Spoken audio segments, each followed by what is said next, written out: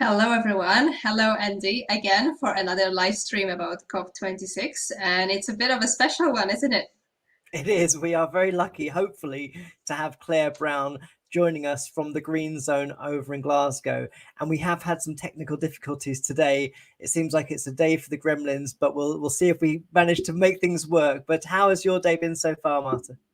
Oh, it's been great. We've just finished the Hedgehog Friendly Campus event, and the recording should be available soon. So I'm sure we'll be sharing that on the COP26 webpage. And we're very excited to connect with Claire, and then obviously for the Festival of Social Science event in the evening, which will be a live stream about COP26 as well. Fantastic. And for those of you that haven't quite figured this out yet, and it is quite difficult, there are different zones over in Glasgow where lots of different things are happening. And the place we find Claire today, hopefully, is in the Green Zone, which is where a lot of exhibition work is taking place. Lots of partners who do amazing work on climate change and sustainability are locating themselves and sharing a lot of what they do with the public. So let's see if we can get Claire into stream live from the Green Zone and have a little chat with her. Now, Claire, are you hearing us okay? Oh, that's a bad start. We know there are some connectivity problems over in Glasgow, but let's see if we can get through to Claire. Hi, everyone. Hi, Claire. It's good to see you here. Now, tell us a little bit about where you are and what you're doing. So I'm here in the Green Zone, which is where a lot of the partners are based. So I'm at the moment in the showcase area, which is where all the kind of the key sponsors. So we've got SSE, Royal Bank of Scotland, National Grid are here. Behind me, I've got Sainsbury's, which you can probably see, and all just kind of talking about the work that they're doing as corporate entities to address climate change.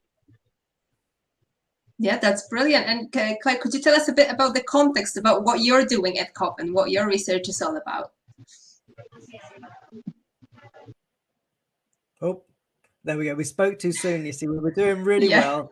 We got one question answered, but then we lose her. I think I saw on the news today, obviously, Obama has been there this morning. So, yeah, it's surely a lot of bandwidth going in that. But let's see if we can get Claire back into it. Hi again, Claire. Oh. I think everyone's doing lunchtime kind of chats and everything. So my research is really looking at heating and cooling demand in social housing. So with climate change, it's going to be warmer and wetter. And so we need to be building those houses which are resilient to those conditions and not in building problems which will lead to retrofit. So particularly thinking about social housing, we're thinking about the tenants which will occupy those areas. And quite a lot of those will potentially be in fuel poverty anyway for heating their homes. But you look beyond 2050, certainly to 2080, cooling is going to be a really big issue. So my research is about trying to design out those issues and design in climate resilience. Well, that's certainly really important work. What's the vibe like there in the Green Zone at the moment, Claire? How's it been since you've been there? It's very positive. I think there's a lot of really nice discussions going on.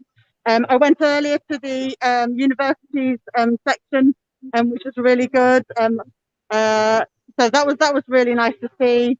I also gone to the space and climate section, which again isn't something that I naturally kind of feel myself going to, but it was really interesting in terms of satellite data and in terms of mapping climate change, but also using that as a really powerful tool for then developing ideas and doing lots of really interesting research. Fantastic. And what sorts of things have you been able to attend? Have you been out on the streets? Is Glasgow very much buzzing? What's it like? So I only arrived this morning, and currently there is torrential rain. So everyone's kind of sheltering at the moment.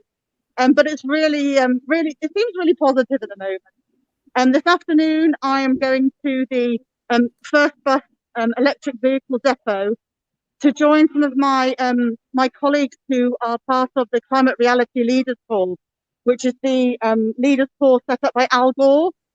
So we have a kind of volunteer base, and we did a just transition session this morning, and then this afternoon we're kind of having a session, a bit of a social, to be honest, to kind of meet up and finally meet in person.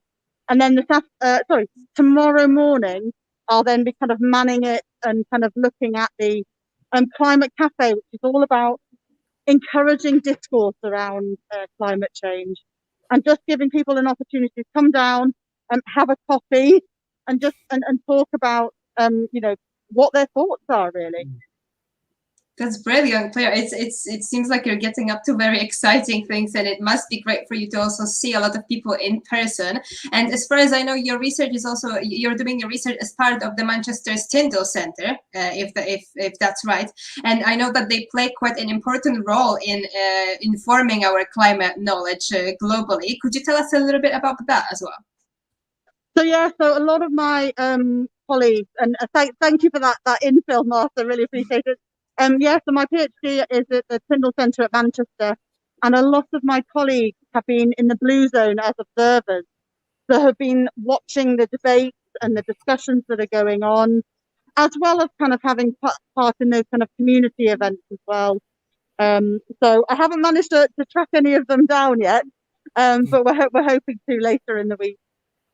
Well, I think certainly one of the things that's been big for the university's network this year has been to really connect in the research that we do with the policymakers, because there's been historically a bit of a gap, I think, in that area. Does your work have any sort of relationship with sort of policymaking, or where do you see the sort of end goal of what you're doing, I suppose, in this PhD? Yeah, absolutely. You know, I see mine as very applied research. I've been working with a local constructor and a local social landlord to firmly model their current designs for social housing and to map them forward using different climate weather files to then see how they will perform with the 2050 weather files and the 2080 ones as well. But absolutely, you know, I see in terms of where it sits with policy, that it absolutely sits around that kind of just transition as well, and kind of some of the issues around levelling up. You know, it really sits nicely in terms of that. You know, you can have a look at some of the work that Greater Homes for Greater Manchester are doing in terms of really, you know, getting homes that are fit for people. And my work really kind of fits in terms of it should be fit for people for now, but it should absolutely be fit for people, you know, and in 2050, you know, when you have, you know, projections we'll have significantly more deaths from overheating. You know, so if we can start to combat that and address it now, you know, there's lots of opportunities around regulation to improve that, but also for cities, councils to really step up and be bold and be brave in terms of setting their own local targets and making sure that actually what they're building is, you know, meets what they have, you know, ambitions for. So whether that might be a 70% carbon reduction on kind of previous builds, or that making sure that actually we are building properties that won't overheat, and therefore we don't inbuild that need for cooling. So yeah, so absolutely, it's you know, it's very applied in terms of the work I'm doing.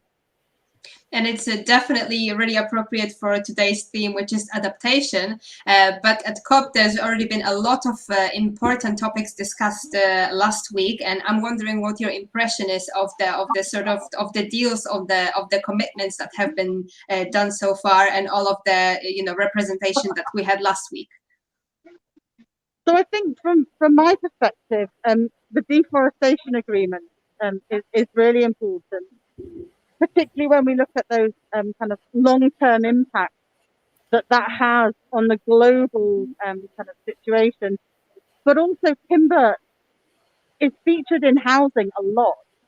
So it's about thinking about what alternative materials can we use and where can we source those from, And again, building in those kind of wider sustainability goals.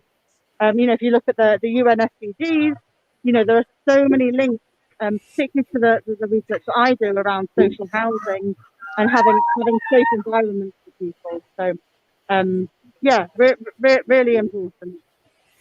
I mean, one of the big challenges, I think, for people working in universities is really having an impact. And it's great to hear that what you're doing there is really connecting in with the community. What sorts of people do you expect to come along to the work that you're doing, the showcase and the sort of opportunities for discussion? It seems to be a complete mix, which is, it's just fantastic. I think there have been issues about accessibility for Global South delegates, and I suspect that will still be the case. But certainly if we look at it in terms of kind of intra and intergenerational, it's complete mix of people, which I think is so important to having those discussions and bringing ideas. So I've seen grandparents, I've seen school kids kind of coming round.